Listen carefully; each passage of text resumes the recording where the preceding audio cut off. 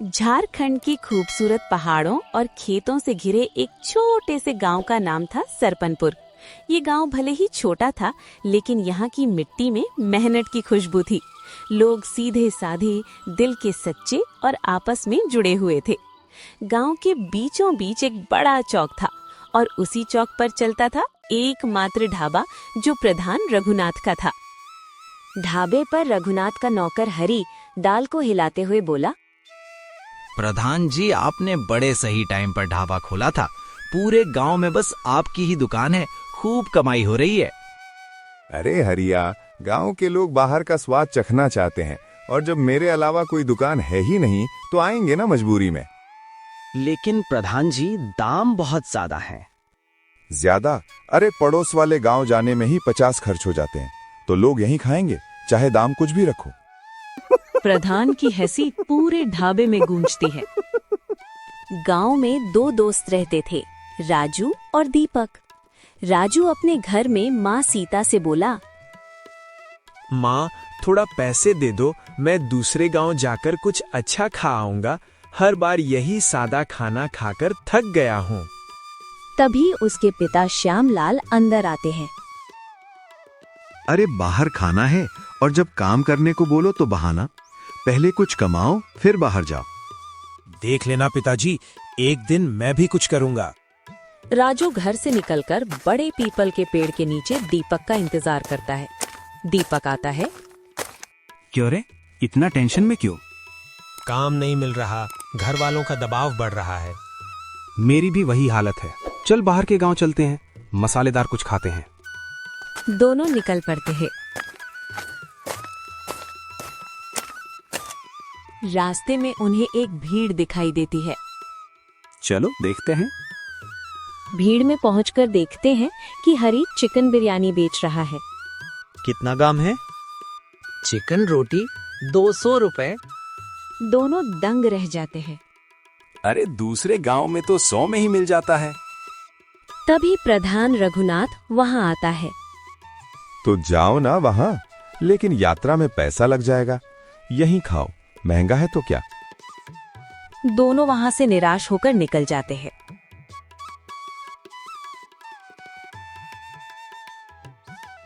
अगले दिन चौक पर चाय पीते हुए दोनों सुनते हैं, अरे इतना महंगा खाना, आधा पेट भी नहीं भरा और जेब खाली। प्रधान को तो बस पैसा चाहिए, स्वाद से क्या मतलब। ये सुनते ही राजू और दीपक की आंखों में चमक आ जाती है। राजू, क्यों ना हम अपना ठेला लगाए? पागल है, प्रधान दुश्मन बन जाएगा। अगर ईमानदारी से काम करेंगे तो गांव वाले हमारा साथ देंगे। ठीक है, चल कल से चालू करते हैं। और उसी दिन दोनों ने ठान लिया, सस्ता और स्वादिष्ट चिकन ठेला लगाएंगे।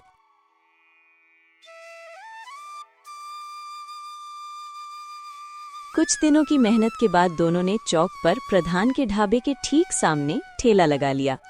1 प्लेट चिकन करी प्लस 2 रोटी, सिर्फ 50 रुपए। इतना सस्ता? चलो 1 प्लेट दो। ग्राहक खाकर चिल्लाया, अरे वाह, ऐसा स्वाद पहले कहीं नहीं मिला। भीड़ लगने लगी। शाम तक सारा खाना खत्म। देखा, मेहनत का स्वाद कोई नहीं रोक सकता। सही कहा भाई। प्रधान का ढाबा खाली पड़ा था। ढाबे पर हरी डरते हुए बोला, मालिक, लोग अब आपके ढाबे पर नहीं आ रहे। सबक सिखाना होगा इन्हें।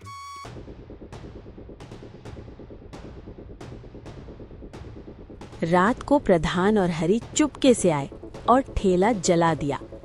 अगली सुबह, हे भगवान, हमारा ठेला जल गया। ये प्रधान का काम है, लेकिन हम हार नहीं मानेंगे। तभी कुछ लोग पास आते हैं।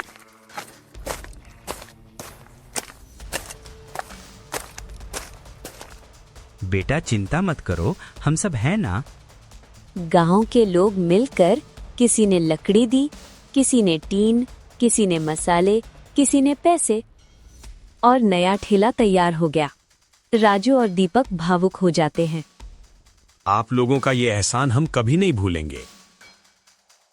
प्रधान फिर रात में ठेला जलाने निकलता है।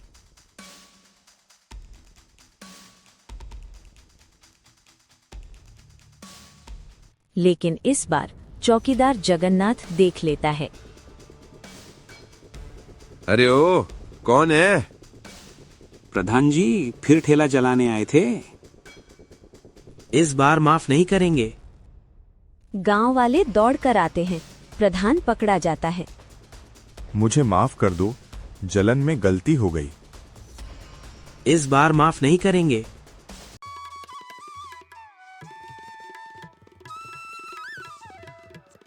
राजू और दीपक का ठेला पूरे इलाके में मशहूर हो गया। अखबारों में खबर छपती है। दो दोस्तों की ईमानदारी ने झारखंड में लूटखोरी का ढाबा बंद कराया। अंत में प्रधान खुद दोनों के पास आया।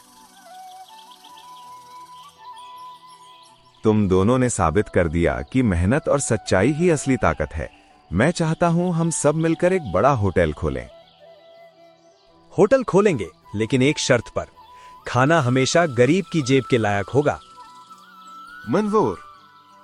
धीरे धीरे उनका ठेला एक छोटा रेस्टोरेंट बन गया और फिर गांव में कोई भी भूखा नहीं सोता था।